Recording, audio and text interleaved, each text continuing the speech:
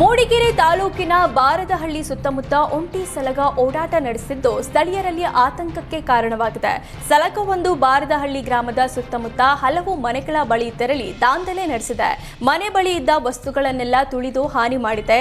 ನಿರಂತರವಾಗಿ ಆನೆ ಹಾವಳಿ ನಡೀತಿದ್ರೂ ಅರಣ್ಯ ಇಲಾಖೆ ಅಧಿಕಾರಿಗಳು ಯಾವುದೇ ಕ್ರಮ ಜರುಗಿಸುತ್ತಿಲ್ಲ. ಅಧಿಕಾರಿಗಳು ಅತಿಥಿಗಳಂತೆ ಬಂದ್ ಹೋಗ್ತಾರೆ ಅಂತ ಸ್ಥಳೀಯರು ಆಕ್ರೋಶ ವ್ಯಕ್ತಪಡಿಸಿದ್ದಾರೆ. ಕಗ್ಗಲಿಪುರ ಸಮೀಪದ ಗುಲ್ಲಹಟ್ಟಿ ಕಾವಲ್ ಬಳಿ ಆನೆಗಳ ಗುಂಪು ಬಿಎಂಟಿಸಿ ಬಸ್ ಅನ್ನೇ ಅಡ್ಡಗಟ್ಟಿದ ಪ್ರಸಂಗ ನಡೆದಿದೆ. ಬನ್ನೇರುಘಟ್ಟ ಜೈವಿಕ ಉದ್ಯಾನವನದ ಸಾಕಾನೆಗಳ ಹಿಂಡನ್ನ ಪ್ರತಿದಿನ ಸಂಜೆ ಕಾಡಿಗೆ ಬಿಡಲಾಗುತ್ತೆ.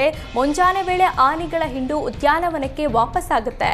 ಮುಂಜಾನೆ ಆನೆಗಳು ಕಾಡಿನಿಂದ ಉದ್ಯಾನವನಕ್ಕೆ ವಾಪಸ್ ಬರ್ತಿದ್ದಾಗ ರಸ್ತೆಯಲ್ಲಿ ಹೋಗ್ತಿದ್ದ ಬಿಎಂಟಿಸಿ ಬಸ್ ಅನ್ನ ಅಡ್ಡಗಟ್ಟಿವೆ. ಕೆಲಕಾಲ ಸಂಚಾರಕ್ಕೆ ಅಡ್ಡಪಡಿಸಿದೆ.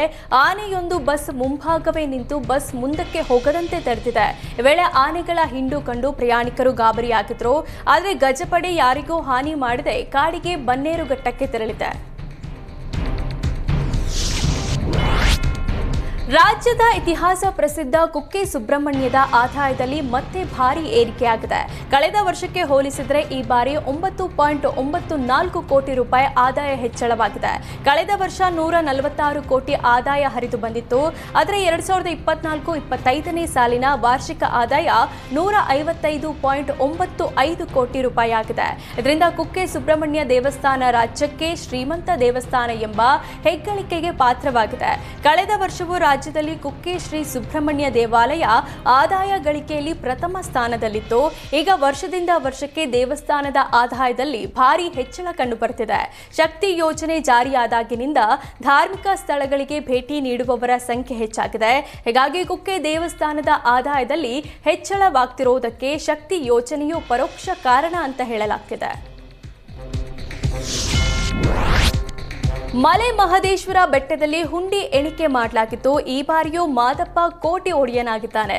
ಚಾಮರಾಜನಗರ ಜಿಲ್ಲೆಯ ಹನೂರು ತಾಲೂಕಿನ ಇತಿಹಾಸ ಪ್ರಸಿದ್ಧ ಮಲೆ ಮಹದೇಶ್ವರ ಬೆಟ್ಟದಲ್ಲಿ ಹುಂಡಿ ಹಣ ಎಣಿಕೆ ಕಾರ್ಯ ನಡೆಸಲಾಯಿತು. ಈ ಬಾರಿ 35 ದಿನಗಳ ಅವಧಿಯಲ್ಲಿ ಬರೋಬ್ಬರಿ 3.26 ಕೋಟಿ ರೂಪಾಯಿ ಸಂಗ್ರಹವಾಗಿದೆ. ಅಲ್ಲದೆ ಹುಂಡಿಯಲ್ಲಿ 47 ಗ್ರಾಂ ಚಿನ್ನ, 2 ಕೆಜಿ 200 ಗ್ರಾಂ ಬೆಳ್ಳಿ ಕಾಣಿಕೆ ರೂಪದಲ್ಲಿ ಸಂಗ್ರಹವಾಗಿದೆ. ಅಲ್ಲದೆ 11 ವಿದೇಶಿ ನೋಟುಗಳು, 2,000 ರೂಪಾಯಿ ಮುಖಬೆಲೆಯ 20 ನೋಟುಗಳು ಹುಂಡಿಯಲ್ಲಿ ಪತ್ತೆಯಾಗಿದೆ. ಸಾಲೂರು ಶ್ರೀಗಳ ನೇತೃತ್ವದಲ್ಲಿ ನಡೆದ ಹುಂಡಿ ಎಣಿಕೆ ಕಾರ್ಯ ನಡೆಯಿತು.